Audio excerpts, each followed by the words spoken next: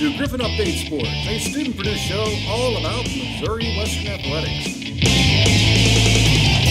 We've got it all every week. Highlights, games, players, fans, and every sport all year long. Welcome to Griffon Update Sports. As always, I'm your host, Bailey Ketchum. And I'm Jake Michael. We hope you're all ready to talk some sports. Today, we're going to feature Pro Day, baseball, and a departure of a head coach. We'll also have our sports roundtable. This week, we're continuing to discuss March Madness. It's getting pretty interesting, that's for sure. Speaking of basketball, the Western Athletics family has had a departure of a head coach, women's basketball Rob Edmondson. Jake made it to the press conference to hear what he had to say. The Griffon's women's basketball program is in search for a new captain. Head coach Rod Edmondson announced he was stepping down as head coach on Wednesday, March 20th, in a press release issued from the university. At a formal luncheon on that same day, Coach Ed reflected on what is a remarkable career, but also took advantage of the moment by thanking those closest to him during the journey. You know, when I came here 7 years ago, and I sat over in the gist, I made a promise to Dr. Beatty, and I said, I'll win you a championship before you retire, but I'm probably going to leave when you leave. Little did I know we'd both be leaving at the same time.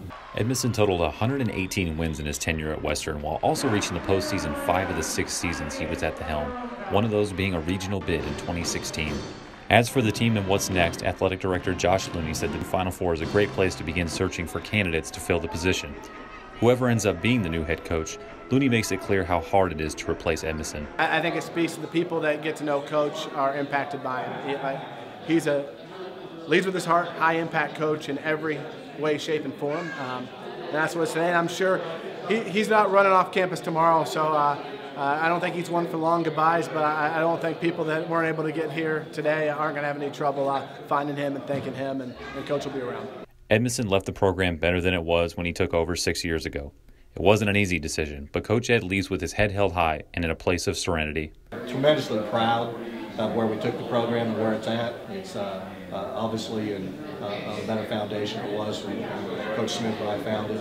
But sometimes you just think that there's maybe another place that needs what I can do and what I need to do, and that's just kind of what ended up being my big decision. It was time. It was time to go. Reporting for Griffon Update Sports, I'm Jake Michael. He was such a great coach and an even better person. He's going to be greatly missed by a lot of people.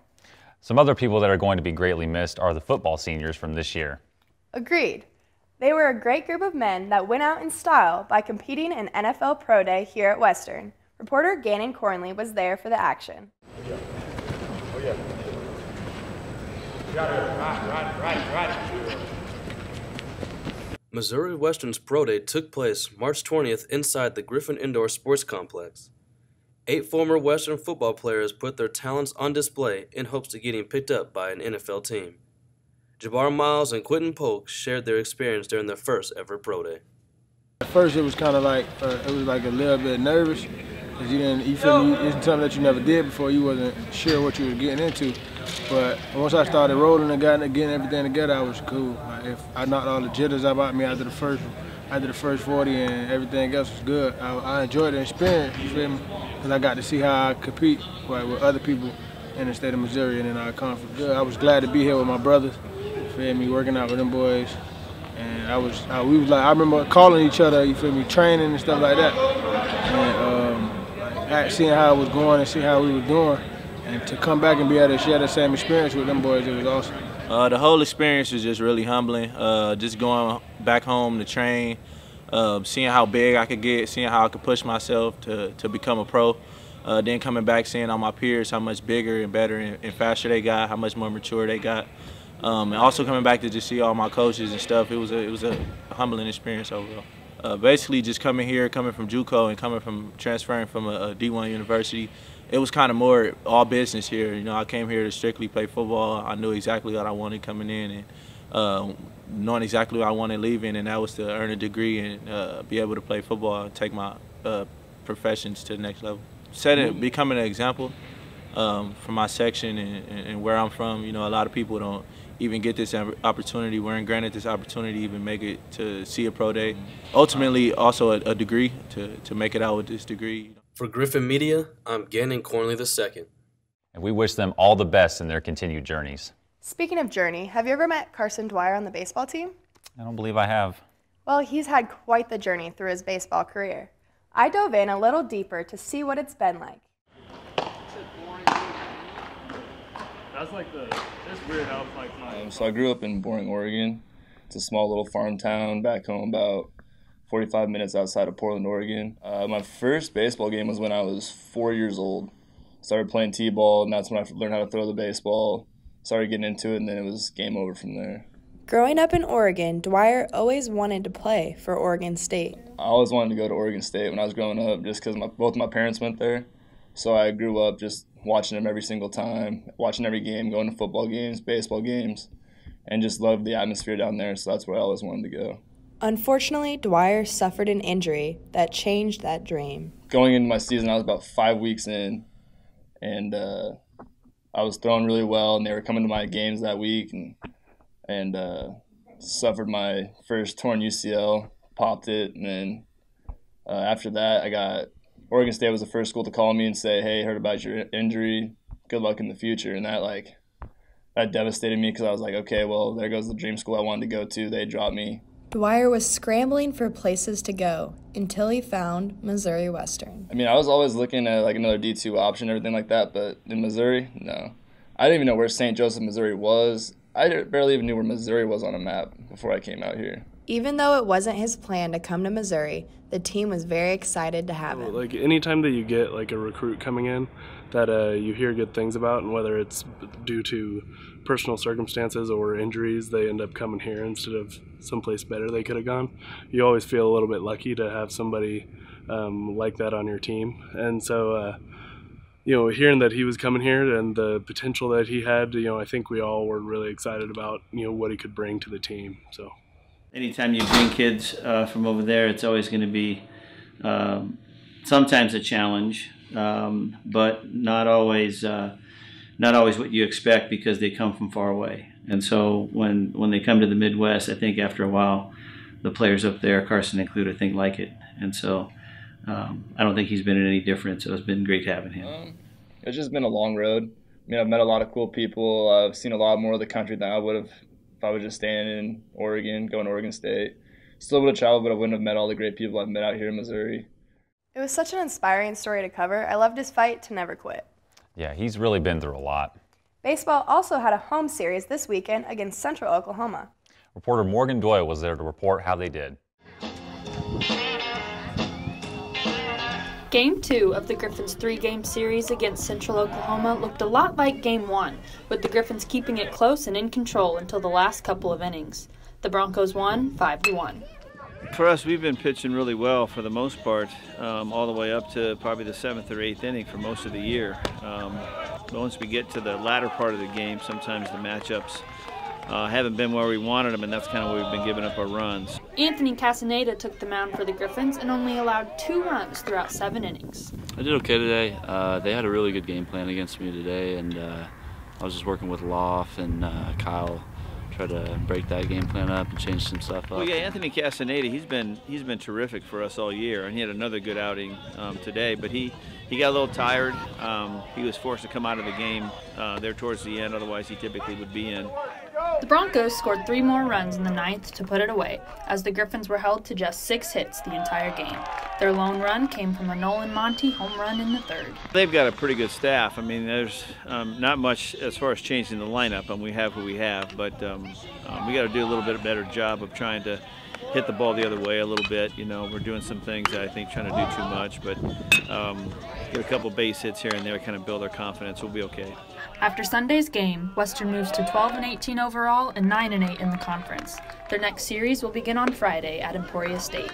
For Griffon Media, I'm Morgan Doyle. The team won the final game of the series. Good luck to the team this weekend as they travel to Emporia State. We'll have more sports talk in our roundtable after this break.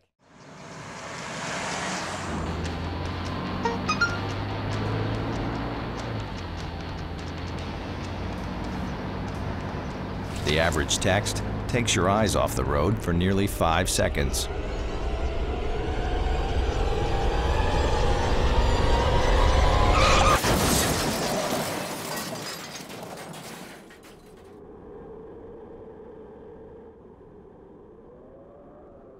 Welcome back. Jake and I are here along with reporters Tanner Cobb and Bo Baker to talk about March Madness some more.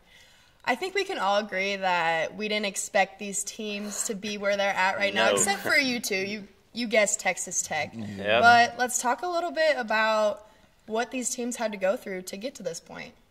Well, I think you have to start off with Auburn. They took care of business in that SEC championship game with some hot shooting, and it just kept going and going, mowing through everybody. And, that shows how valuable that kind of, that ability to knock down three-pointers like that is so valuable. You might see a change in the way these teams put together, recruiting and all that stuff. You see how they construct their teams. They're going to get a lot of three-point shooters because that stuff is deadly in this tournament, and they showed it. Virginia, again, they know how to play in those tight games. We saw one of the great classic games against Purdue. Man, that was insane how that went. I didn't think anybody was going to overcome the sharpshooting of Ryan Klein of Purdue. I didn't think anybody would. That dude was hot. But he was playing. He wasn't great in that game, but in that game against Tennessee, I was just like, I had my hands on my head. I couldn't believe it. Texas Tech's been the most consistent team. They've taken care of every team, playing on both ends of the floor. And Michigan State, it's not an easy road, and nobody likes to play Duke, especially when Zion's fully healthy. But, they took care of business. I think Duke had its opportunities, but, hey, better team probably won that game. I think Auburn definitely had the toughest road. And what's crazy is their first game against 12-seeded New Mexico State was their closest game. They only won by a point. But then they went and they took care of business. They destroyed Kansas, just to put that out there. And then they beat North Carolina. That's okay. And then they lost to Kentucky twice in the regular season, and they got revenge on the conference rival. So, they've had a really tough road up to now. They won it when it most mattered, and that's all that matters. But going back to Texas Tech, they definitely have been the most consistent team out of all four of these teams that are in the Final Four. But, I did guess that they would make it, but they probably had the easiest route out of all four teams that are in this. They for sure. Besides, playing against Michigan, the other two teams I didn't think matched up very well with them. So, and then Michigan State had a tough road, definitely, and then, of course, playing Duke in the Elite Eight. That's just, of course, a hard team to beat. And Purdue, gave Virginia fits. I really thought Purdue was going to take them down. I wanted them to. But Virginia had the chip on the shoulder from making history in one of the worst way possible last year. They had the chip on the shoulder this year, and I think they used that to their advantage this year. Yeah, if they are to somehow win the championship, that'll be one of the biggest turnarounds in any sports. When they were the laughingstock last year, losing to the 16 seed, and now they got their first Final Four since the 80s. So that'd be a really cool story to see. But yeah, Auburn, I did not expect them to go through North Carolina. Beating three of the winningest programs in college basketball. I don't think anyone really saw that, but their coach, he's a pretty crazy guy.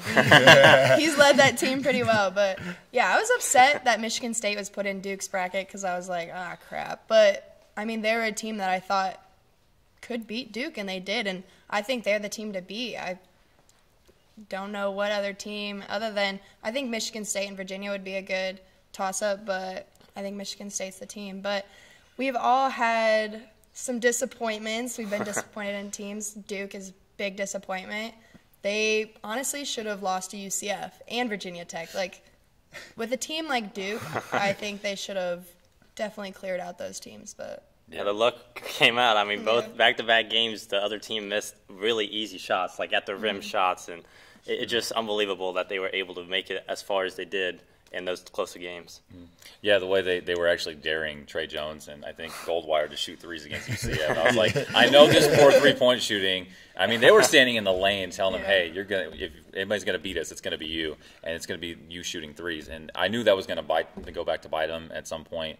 Their luck, like you said, luck ran out. Yep. I don't know if Barrett and Zion were using the right way. I don't think the offense was really, catered to them. Bo, just tell me about Marquette now. Just tell me. You know what? I picked a 5 seed. I just picked the wrong one. But whatever. Really wrong one. They were really wrong. He called me out on Twitter to Marquette because he's like. They don't I think you're going to called make it. you all out because you laughed at me. But, that was whatever. You know, Well, we're you right, had every though. right. Yeah. You were right at the end of the day. All I got, I'm not gonna go too much into detail. All I got to say is John Morant. That's all I got to tell you, and that's all I got to say came to about play. that. He sure did. He was actually really fun to watch. And actually, the small amount of time he was actually in the tournament, he was really fun to watch. If it wasn't for Carson Edwards coming out of nowhere, I mean, he was probably the most fun player to watch. He only played 2 games. That's definitely true. Definitely the most intriguing. To go back to Duke, we talked about in the last roundtable about free throws, and Duke definitely showed that they were not a very consistent free throw shooting team. And also between Zion and RJ Barrett, they forced up some shots. You know, they tried to be the man when they really didn't need to be. But, you know, freshman stars, they're going to do that. So, I mean, I knew that could be what could take them down early in this tournament, and that's honestly what ended up doing that. It's so weird because Duke is a team of freshmen right now, and I feel like they were such a high caliber team at the beginning of the season, and it's like no one could touch them. And it's weird because I feel like they've gotten worse as the season's gone on, and it's just, I mean, the way they ended, and this tournament's just going to be weird without Zion. Like, he was always someone that was awesome to talk about, and as much as I don't like Duke, it's kind of sad to see that Zion's done with college basketball, but I mean, he'll be moving on to the NBA, so that'll be cool. Yeah. No, I mean, he actually played very well after his injury. Yeah. He actually was dominant level player. I don't know if that really, you know, messes with the psyche of the team and how everybody else plays. And it's like, you know, hey, when is it my turn? You know, when he's doing all that. When actually a lot of his points in that Michigan State game were kind of just by accident, off offensive rebounds, and you know, the ball just happens to bounce his way. Because you know, when he gets a rebound, you know, close to the rim, man, it's going back in. Like, it's almost guaranteed. No, it's going to be sad not getting to watch them anymore because they were the most intriguing team. Yeah. But I think we got a pretty solid Final Four. Yeah, I think Michigan State showing they can beat Duke shows that they are a team that can win it all. Mm-hmm. And I mean, that's the only team that's really had success in the past years. They've been to 5 Final Four since 2000, even though they've only been to 1 championship game in 2009 when they lost to your Tar Heels. But you know, Texas Tech and Auburn has never been to the Final Four, so this is the first time for their schools. So it'll be interesting to see if they can bring a championship home. It's definitely going to be interesting to see if we can, because there really hasn't been too many Cinderellas this year. So maybe Auburn and Texas Tech will be the Cinderellas to meet in the finals, and that would be an interesting matchup. I feel like Auburn shooting, Texas Tech's size, that would give them fits, especially with Okiki being out. But speaking of Okiki definitely gave them a spark. I mean, people try to say that it didn't, but having that senior hurt, knowing season's over, you know, tearing the ACL, you know, that hurts everybody on the team, regardless if you're not the one injured. And they wanted to fight for him. They want to win a championship for him. So I know there's going to be fuel to the fire when they go into that game against Virginia. So it's going to be a game that everybody needs to tune in to watch. Yeah, and even Michigan State's got somebody to play for, because I can't remember the guy's name. Arns, I think was his name. Who got hurt. Kyle Arns. Yeah. You got somebody to play for, you know, want to win a championship for your brother. I think that's cool. Yeah, kind of like back, I think it was 2012 or 13, Louisville had that big Kevin Ware injury. Yeah. Oh, man. Oh, gosh, that makes sense. That's cringeworthy. Yeah. No, I think it definitely motivates teams to play for players that get hurt because, I mean, season-ending injuries are not fun, obviously, and it really motivates them. So Auburn definitely could do some damage to Virginia, but Virginia is a very good team, and I really want them to make it to that finals. I don't want them to win, but I want them to make it to that finals because I'd like Michigan State to win. But let's talk about some of these Final Four coaches. Do you guys have some favorite coaches that you're watching? Tom Izzo, he's pretty intense guy. We've seen some intensity from him in these past couple of games. I want a collage of all the faces Bruce Pearl makes while he's talking. It's just crazy. It's like, I don't know, the guy gets so intense, but I love it. You know, I think deep down he's still like calm, cool, and everything, no matter what kind of face he's making, no matter how tight the game gets. No, I mean you gotta love Coach Izzo.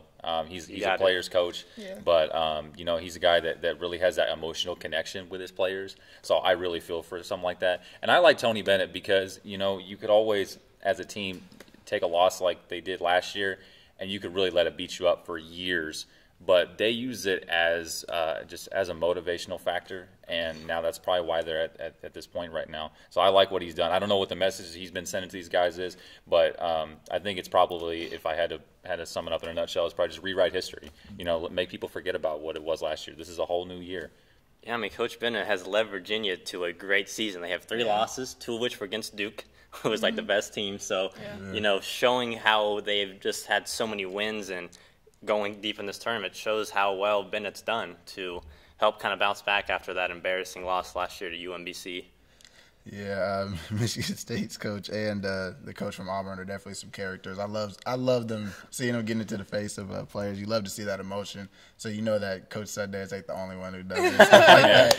But going to the coach from Texas Tech, I actually played against them my freshman year. That was my first college basketball game, was going down to Texas Tech, going down to Lubbock and playing against him. He's a really humble guy, and he's a really cool dude when you actually like get to talk to him and stuff. So it's really nice to see that, you know, they were going to be a force to be reckoned with when they were, you know, roughing us around as some little kids. But, you know, it's going to be fun to see all these coaches and the passion they play with. I wonder if Michigan State's in this position right now because, you know, Tom Izzo changed the way he coaches and talks to his players, maybe yelling nicely. Like, it's okay, guys. It's okay. Remember he yelled at a player. Oh, my God. That was an ordeal. I don't need that. It's like, that was that's what coaches do. Like, coaches if get you've intense. ever been coached, you know what that's like. And it happens. You can either fold or the players had his back. That was kind of cool to see the players have his back like that. Like, oh, hey, coach, you should probably calm down. It's just Coach Izzo, man. It's just Coach Izzo. You're just keeping them accountable. That's just a great way to, you know, keep your guys going. I have never seen a coach take a opposite approach to what he did. Every coach is like him. At least a coach that's never had the success that he's had. All he's doing is just bringing the juice. That's all he's just bringing the juice, man. That's what I'm talking about. Grip up, baby. Okay, let's talk about final predictions. I am really liking Michigan State, obviously, and Virginia. I think Cassius Winston against like players like Ty Jerome, Kyle Guy, DeAndre Hunter. I think that'll be a cool matchup. Both very good teams, good shooters, good defense. I think that would be a good matchup. And then, you know, I'm thinking Michigan State would come up on top. Probably so. I think Michigan State's deeper than Texas Tech. I think Texas Tech is probably the more athletic team. Yeah. So, you know, that's obviously tough to deal with. And then I think sharp shooting, hot shooting will prevail, even though there's a week apart, a little less than a week apart from these games. They're on fire, Auburn is, and I think it's going to keep going. What's his name? Jared Harper, man, that dude's a matchup problem. If you're a point guard, have fun guarding him because that is tough to deal with. But you know, I think every team is deserving to be to have a shot at the title. But I think it'll be Auburn. I think it'll be Michigan State. Yeah, I think Michigan State's going to win as well. But you know, Jared Culver for Texas Tech, he's a good player. You know, he could somehow get them to upset him.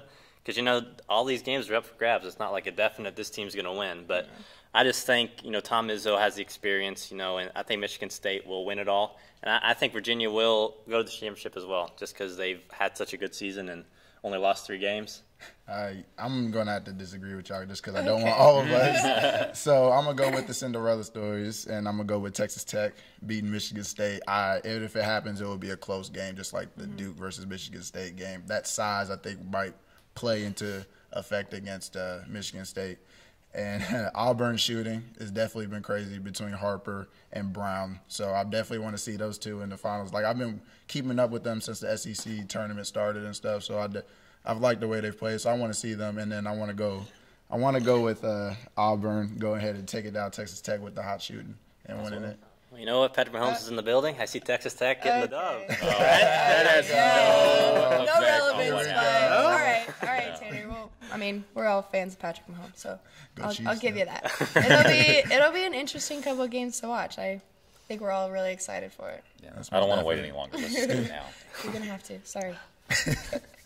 After this break, we'll take a look at more results from our teams and this week's upcoming sporting events.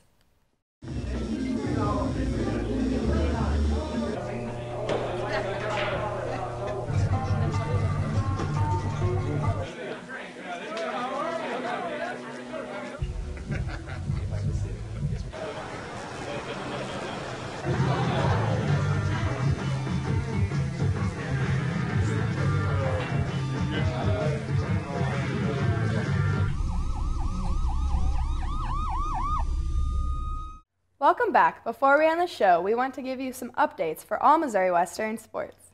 Track and field competed at the Emporia State Relays. Women placed 7th out of 10 and men placed 5th out of 7. And women's tennis took a 7-0 defeat to 7th-ranked UCO and Northeastern State. For the upcoming schedule, softball travels to Fort Hays and Kearney for doubleheaders this weekend, Women's tennis is home against Lindenwood on Saturday and Southwest Baptist Sunday. Men's golf has the NSIC Regional Preview starting Friday in Kansas City. And men and women's track and field have the SBU Bearcat Invite. That's all we have for you today. For more information on Griffon Athletics, check out gogriffons.com. Also, check out Bailey's Sports Report on Griffon Update next week. We've got you covered every week. From all of us here at Griffon Update Sports, thank you for watching.